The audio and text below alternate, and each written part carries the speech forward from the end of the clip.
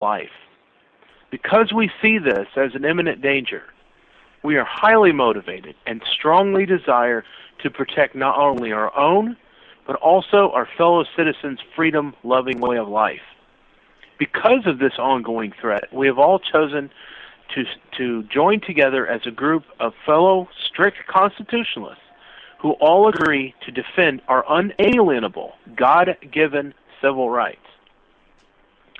However, as a group, we want to clearly define what we are and what we are not. We are not vigilantes. We are not radicals or fanatics. We are not a shadow fringe group made up of outlaws, rebels, or insurgents. Our group is not a cultic, religious, zealot, racist, or white supremacist organization, nor a hate group of any kind. We are a constitutional militia comprised of freedom-loving patriots, fellow citizens, retired and active duty law enforcement, firemen, and military veterans.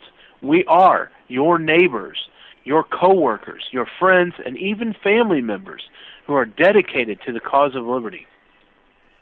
We are committed to assisting and defending our local communities, the state of Texas, and the nation, all the while remaining devoted to constant training and preparation. We are an authorized and well-organized citizens militia under the United States Constitution. We are all sworn to uphold that document and defend the United States against all enemies, foreign and domestic. We are what our forefathers envisioned, strong-willed and self-reliant. We are the legacy they fought to build.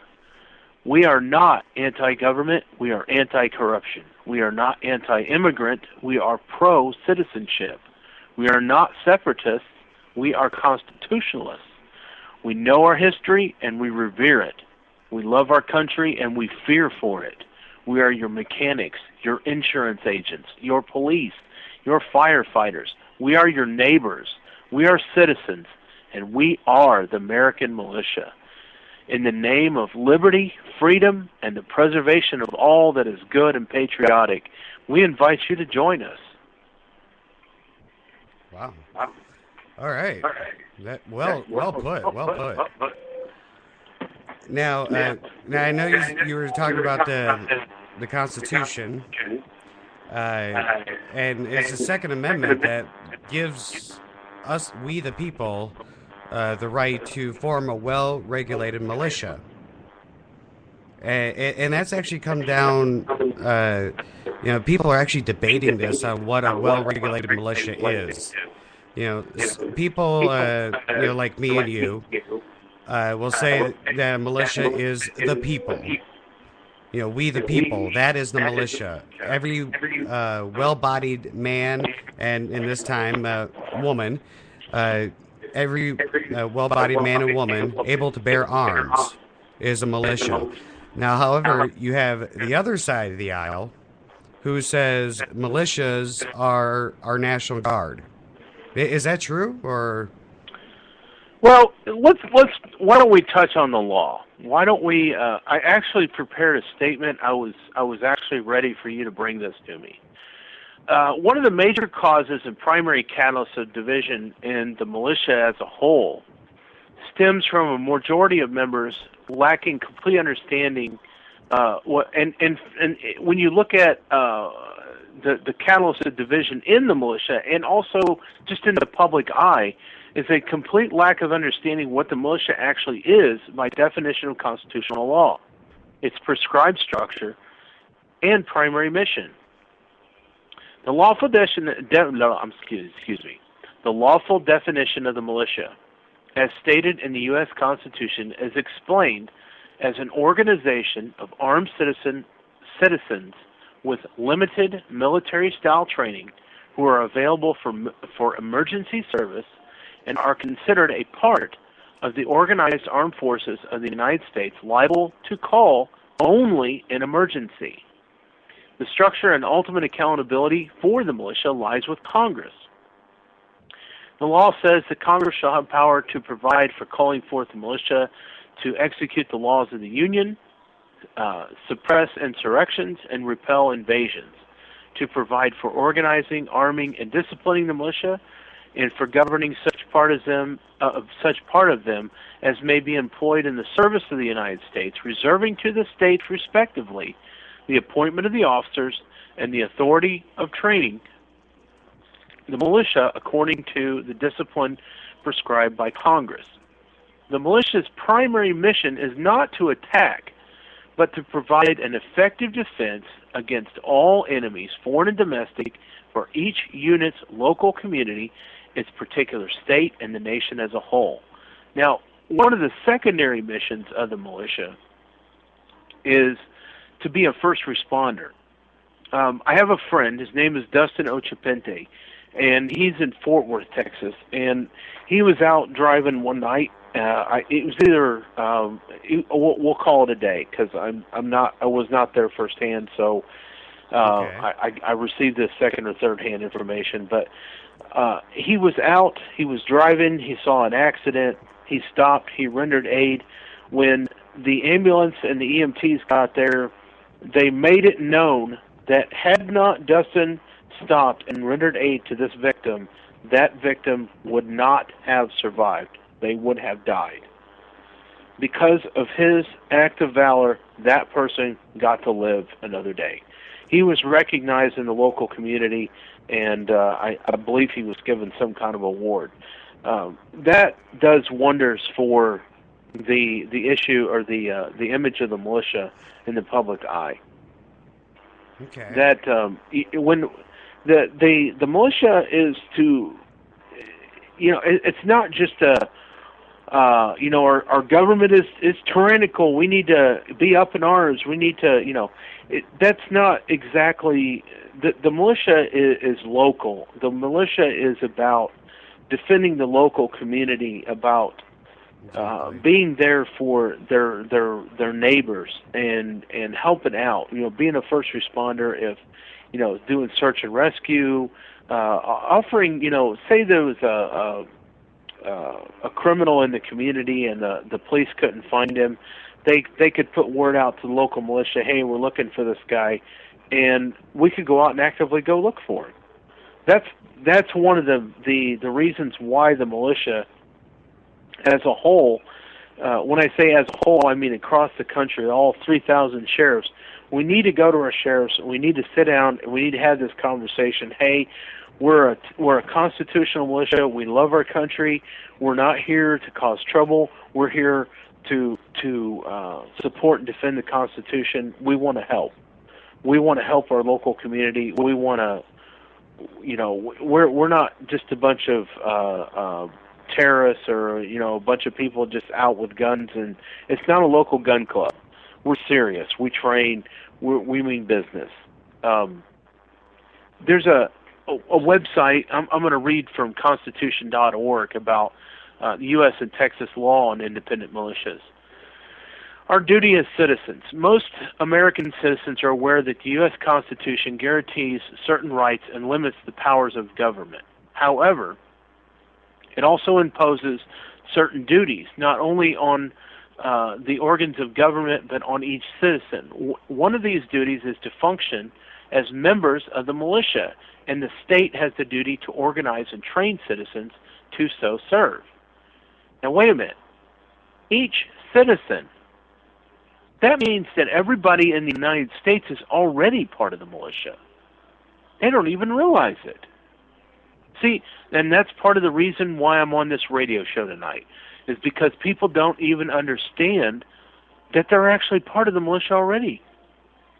The U.S. Constitution provides for this in Article 1, Section 8.